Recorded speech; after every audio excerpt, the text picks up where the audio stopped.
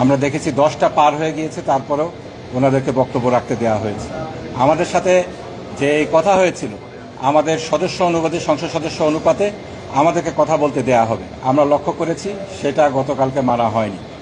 এরপরে আমরা দেখেছি সংসদে যে বিলগুলো আনা হয়েছে, এই বিলগুলোকে কার্যপ্রণালী বিধির 77 বিধি অনুসারে যেভাবে আনা উচিত ছিল সেভাবে করে আনা হয়নি। প্রসিডিওরের ব্যত্যয় ঘটিয়ে আমরা দেখেছি বিলগুলোকে দিনে দিনে আনা হয়েছে। স্পিকারের এখতিয়ার রয়েছে 3 দিনের জায়গায় 1 দিনের মধ্যে কাগজগুলো সরবরাহ করার জন্য, বিলের কাগজপত্র সরবরাহ করার জন্য এটা অনুমতি দেয়া। কিন্তু কোন ক্ষেত্রে অনুমতি দেয়া হবে আমরা বলেছি সেখানে যে এটাকে যদি নিয়ম বানিয়ে নেওয়া হয় যে প্রতিদিনই আপনারা নতুন করে বিল আনবেন এবং প্রতিদিনই আপনারা নিয়মের ব্যত্যয় ঘটাবেন, এটা 77 বিধির সাথে আসলে যায় না।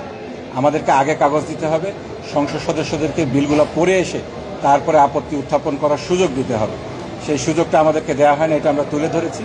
আমাদের কথাকে অগ্রাহ্য করে এই বিলগুলোকে উত্থাপন করা হয়েছে। সর্বশেষে আমরা দেখেছি পয়েন্ট অফ অর্ডারে আমাদের একজন সিনিয়র সংসদ সদস্য জনাব শাহজাহান চৌধুরী সাহেব, উনি পয়েন্ট অফ অর্ডারে দাঁড়ালেন, কিন্তু ওনাকে সেই পয়েন্ট অফ অর্ডারটা মেক করতে দেওয়া হয়নি, কথা বলতে দেওয়া হয়নি। এই সকল কিছুর প্রতিবাদে শেষ পর্যন্ত আমাদেরকে ওয়াকআউট করতে হয়েছে।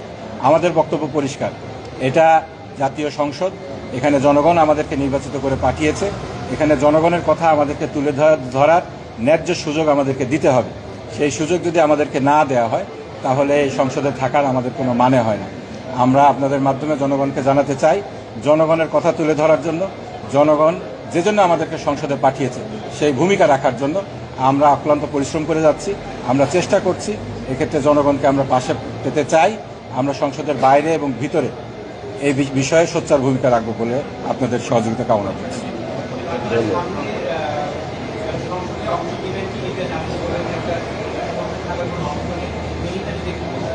না, আমাদেরকে যদি কথা বলতে না দেওয়া হয়, আমরা তো জনগণের কথা বলার জন্য সংসদে এসেছি এবং এটা বলার জন্য চেষ্টা অবশ্যই করে যাব।